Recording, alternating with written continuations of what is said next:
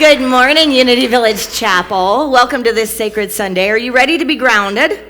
Are you ready to delight in spiritual nourishment? Are you ready to allow the week that was behind you and the week that is before you to just lift up and lift off so you can be present right here and right now to what is within you? Yes. Okay, let's bring in this morning with a lot of love. Put your hands together. A deep breath, and let's pray in this morning. There is one power and one presence, one light, one love. It is God, the good omnipotence.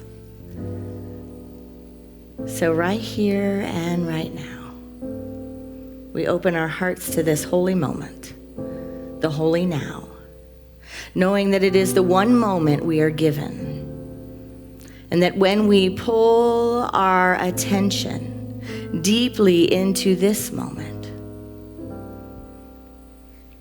the Spirit of God gives a great yes.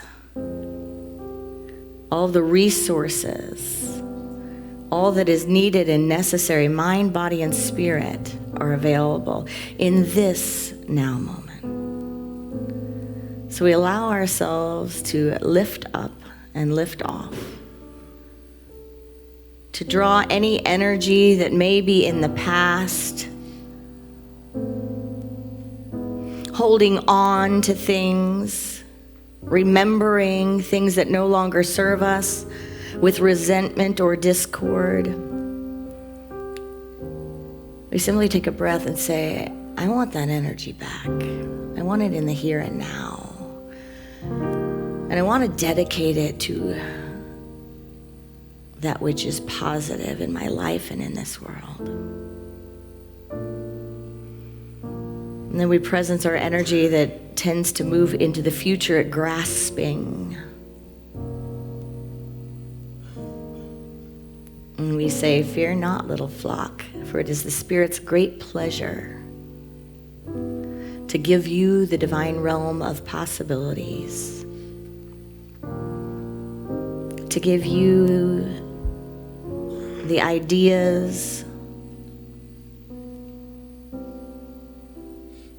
the instincts, and the connections in this now moment. It's enough, this moment. It's the moment of the source, and it's the moment of our presence. So we take a mighty inhale and an exhale, grateful to arrive. And so it is. Namaste. If you're here for the first time, welcome, welcome, welcome. We're glad that you found Unity Village Chapel. We honor your history. We honor where you've come from. And we want you to know that all of you is welcome here. We are a spiritual community of connection, of love, of often like-mindedness. So if you're here for the first time, raise your hands. If you're here for the second time, yes, second time, raise your hands. Give a high five to the people in the first and the people in the second. We're glad that you're back. If you're here for the 50th or the 100th time, raise your hands. Yeah, it's cool. In Unity, we believe in one power and one presence, God the good omnipotence. We see God as love, wisdom, and divine mind. We honor all spiritual practices and the diversity of paths that lead to enlightenment and awakening. We believe that we're born blessed, and through meditation, affirmation, and prayer, we remember this truth. It is through the law of mind action that we create harmony and unity in our lives and in our world. So a hearty welcome, and if you would like more information about Unity Village Chapel, about the grounds, there are hiking trails, there are lakes, there are rose gardens. There is a silent peace chapel, a 12-power walking garden, a bridge of faith. There's so much here to explore, and it's all here for your spiritual nourishment. And if you want to hear more, you can meet Courtney and others at the welcome table after the service.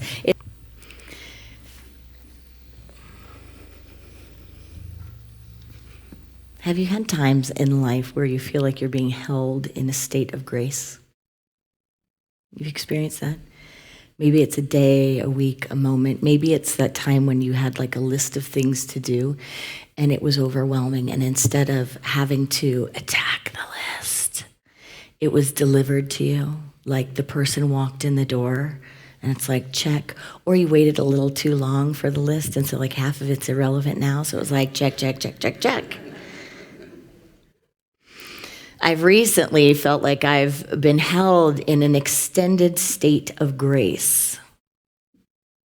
And I think it came from as the result of an extended state of suffering. There's a lot going on in life and in our own worlds that we don't share with each other, isn't there? A whole world of things. For many of us, there are things we don't share with anyone. There is pain, there is difficulty, there is stuff that we don't share with anyone. But here's the good news. There is a practice that we can have that as long as we share it with the oneness, we can be held in a state of grace.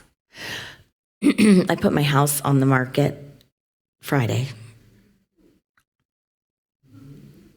I have a house that I got on. I want to just a random side note here. I got on short sale 13 years ago for quite a lovely amount, and then now I feel like I'm rich. And I just like that's always happened to other people, and now it's happening to me.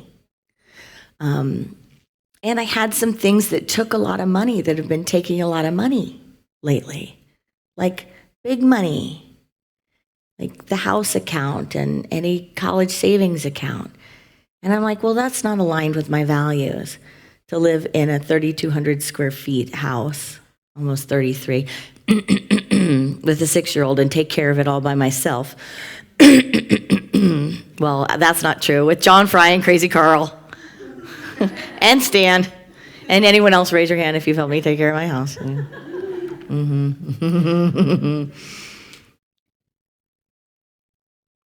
And last night, so I showed the house. Well, I didn't show it, but the other day it was shown for the first time. Went on the market on Friday. It was shown on Saturday. And then I got a text because, you get a text now anytime someone's going to come look at the house. And then you get your little warning and you say yes or no.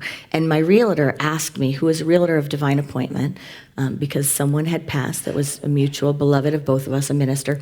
And I realized when I got this, about 1 month ago, I got this, it's time to sell your house and move into a different house. And this is going to be the answer to a lot of things. And I thought, well, during Easter, during this, during that, during this, during that, really? And it was like, yep. And I was like, well, okay, this is total overwhelm, so I guess I better just lift up my feet and go with it, right? I guess it better be delivered unto me. I guess I better be carried because the option of doing it in a human way is just not an option. There's nothing left here to do that. So I know how to lean into spirit, right? But this has been an extended state of that has really wowed me, really taken me by surprise. And so the house was shown the other day. I found a realtor through a mutual minister friend who knew I would be calling. And then I called with an Erin McCabe special, which is like, good morning, I need you to sell my house. And I need to get this particular other one. I'm not looking for just any house. I'm looking for exactly this other house that's right here. And it's not even on the market yet, but that's the one that we need to get. And she's like, I knew you would be calling. Okay. 30 years experience, amazing unity person, amazing woman. So I had the showing the other day, which is a lot to get ready for these things, especially when you have stuff. Just take a moment and picture a closet or your garage or a place that you could move into literal hot sweats if you think that you've got to be done with all that in a month or 2 weeks. Yeah? And then it's Easter and you're a minister and the mom of a 6-year-old and a few other things going on that shall not be named. So here we are moving with the flow, moving in the grace. I had the showing the other day and then I get the little ding and there's another showing, because I chose the option. I could have chosen the option, I think, which was expected of me, which is I'll be available at certain time frames. But I want this house to sell for the right price at the right time, and that time is very quickly. So I was like, I will be available anytime except for Sunday morning. Anytime you can kick me out of the house for as long as you need to, at a moment's notice, and I will be gone, except for Sunday morning. So I got the ding. Well, it was Sunday morning until, right now. Right? So now it can start going. So I got the ding that 11 o'clock on Sunday morning, we have the showing. And my realtor made a point to say, Erin, you're going to have to turn on your cell phone ringer. It's going to have to be on all the time. If you know me personally, you know that I checked out on that a while ago. I had a trip with family to Ireland, and right before the trip, I had someone in town, and they said to me, it is so stressful to be around you because your phone goes off every second. How do you live like this? How do you do this? This ding, ding, ding, ding, ding, ding, ding. I remember sitting on the couch watching the show, and it's like ding, and I'm like, I just gotta hold on. Oh, it's one of these. And so it was a process of about a year, 2 years, and a lot of Reverend Brenda Errett, and a lot of setting boundaries, where I was like, okay, these are my days. Flood me with texts on these days. Let's just funnel it in here. And I'm going to turn off my ringer. Now, I still check it, but I can check it like it's a house phone. You know what I mean? I can check it from time to time. And what I did then was I put on the Gregorian monks, the Gregorian monks for the chants. So now anytime I have my ringer on, I get a meditation moment. People around me are like, what is that? And my daughter thinks it's a little spooky. But now I have to have it on all the time. So it's like constant, here's the monks, here are the monks, because I have to leave it on. So long story short, last night at about 3 a.m., so I have a showing today. I don't have a showing. Other people have a showing. So let's just say my house is being sold for a fantastic price right now. All right? And so that's happening, and, I can't even fill in the blank with all the other little things, but you can just imagine what they are, right? And then last night about, who knows what time, maybe it was 2 a.m., maybe it was 1, it was definitely before 3, and it was not 4. All of a sudden, my little one just, I don't want to hurt anyone that has a light stomach, but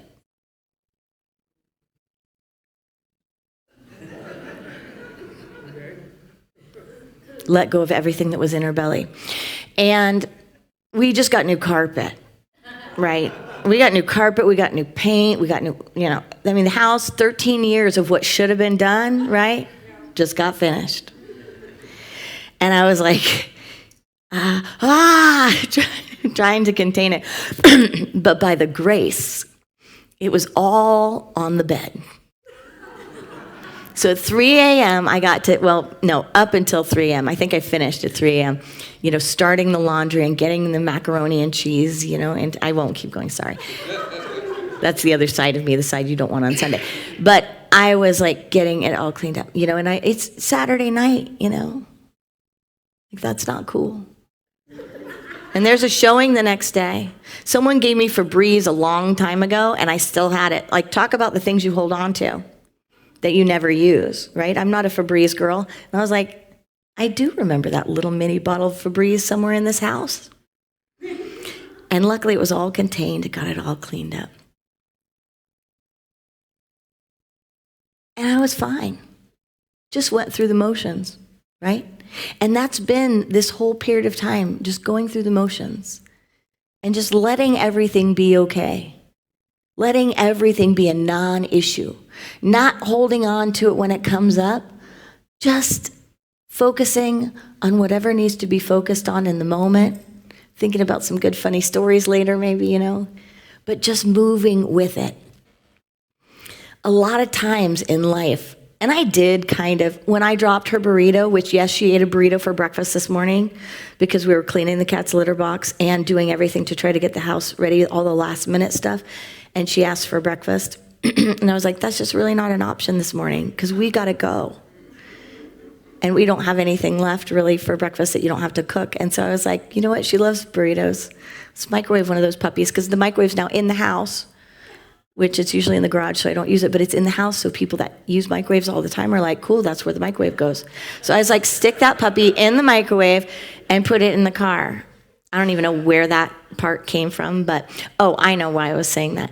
I was saying that because I did ask myself a very poor question when she left the burrito that I told her to take on the counter next to my coffee that I forgot to bring, wrapped up in a napkin, and I had that plus everything else, moms, everything else in my hand, and I'm walking to the car, and I know it's happening. I saw it before. If I don't hold this burrito and bring it right to her just by itself, I will drop it, probably in the garage. But I was like, I didn't have time for that. So I grabbed the burrito, grabbed everything else, and of course I get to this step and roll right there. And it rolls onto one of the new pieces of carpet that was in the garage, but that has a lot of stuff in it. And I just, we're campers, so I just picked it up, brushed it off. We got in the car, here's your burrito, you forgot it. She's eating it on the way here. I'm not kidding you. I don't know where the sermon is. We'll find it sometime soon. But she's eating it, and she's like, Mom, there's a little piece of carpet on the burrito. And I'm like, yeah, it fell, but it was real fast, so just pick it off. Just pick it off. We're good. But I did in that moment ask myself a poor question. I was like, really? Why? Really? Why?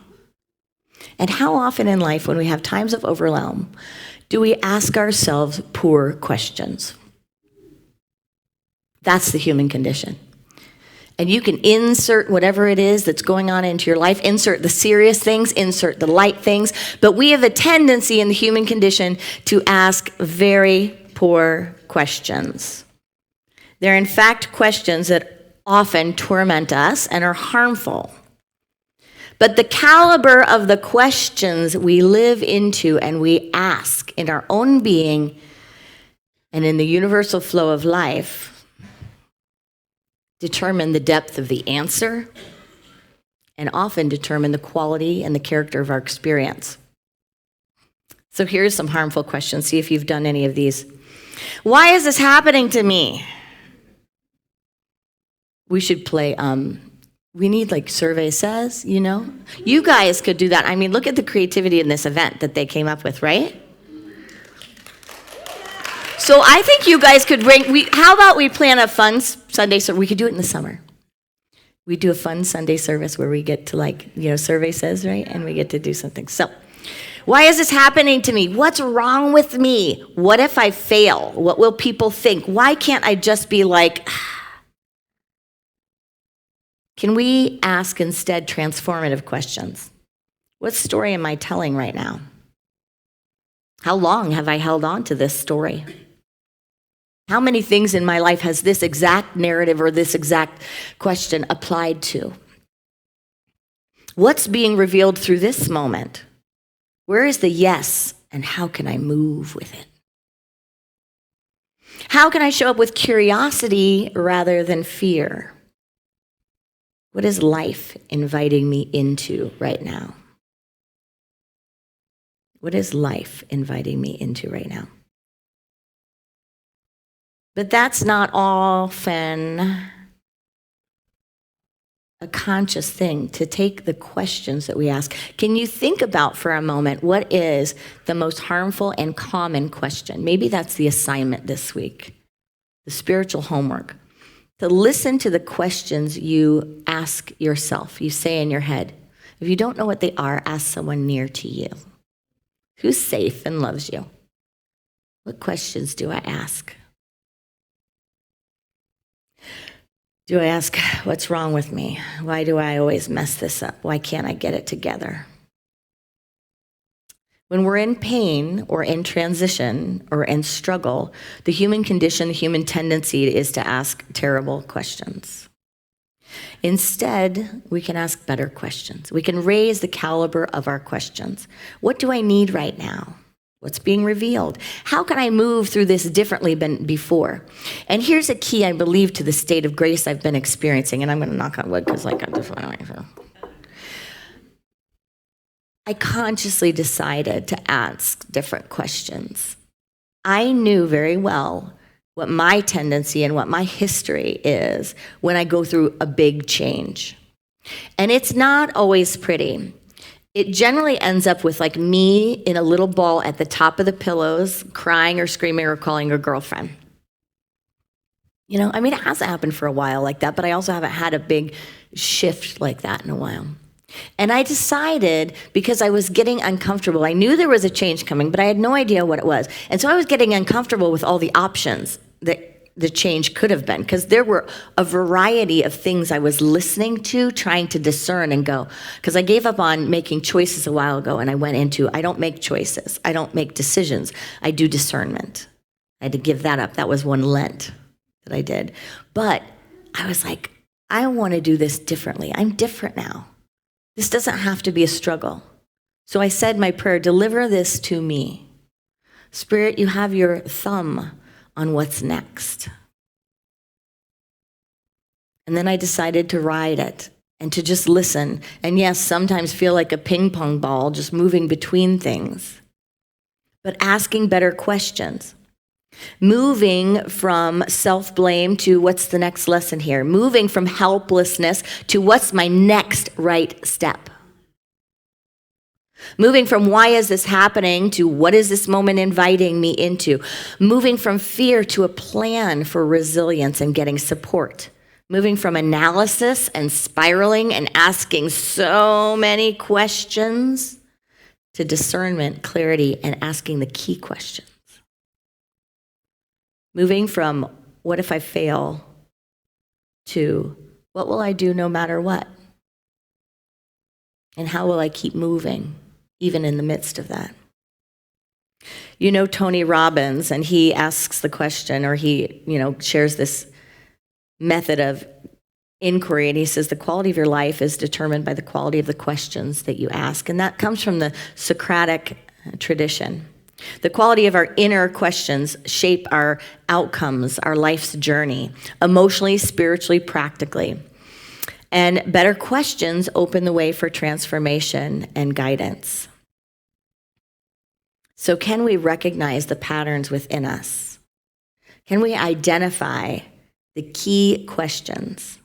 I remember two significant moments in my life. One was the summer before ministerial school. I was with one of my mentors that I had met, a Unity teacher, and everyone was talking about God's voice, and hearing God's voice. And I was 29 years old, and I grew up Catholic, and I did a lot of praying to Jesus growing up, and asking Jesus to show himself to me, painfully. This is what my Sunday school teacher said I'm supposed to do. So show me God. And then I would do things like, can you move the curtain? Can you just anything? And I would just get radio silence. And I remember after this class, I said to Norma Rosato when everyone was talking about ministerial school and whether or not they were guided to go.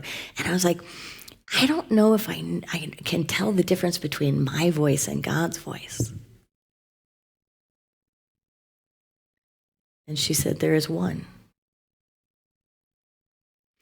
So in one moment, asking a different question, framing things differently, she helped me and almost burst me through a portal that took my mind in a whole different direction, that led me to contemplate a whole new idea, that led me to experience a whole new reality. And from there on out, I stopped asking for spirit and source to show itself to me in the ways that other people told me it should. And I started seeing and acknowledging the ways source always showed itself to me that I under-acknowledged, undervalued, and led myself into confusion around. The second story is the moment my sister asked me when I was trying again to discern. Now, at that point, I was trying to make decisions. And I was talking about wanting to go to ministerial school, but not being sure, should I go to ministerial school at Unity, or should I get my PhD in transpersonal transformational psychology? And it was like this pull, because I liked both of them so much. And she was in the middle of law school. She was like, the two other sisters had glasses from when we were younger. She never had glasses. She finally had to get glasses because in law school she had to read so much and stick her face in the computer so much. So she had glasses. So she was tired of reading things and tired of researching things and tired of writing them up. And she was kind of having that experience in law school where you're like, this is it? And she said to me, well, one question. Do you want to research it and write about it? Or do you want to be with people and live it?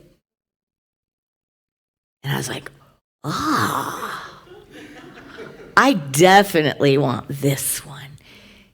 And under that were all the other questions that were relevant to this. But I could get confused in all the questions if I keep going back and forth, and I'm not asking the right question. I'm asking all the little questions, all the small questions, all the fear-based or just imagination questions that are down here, and I'm not asking this broader question.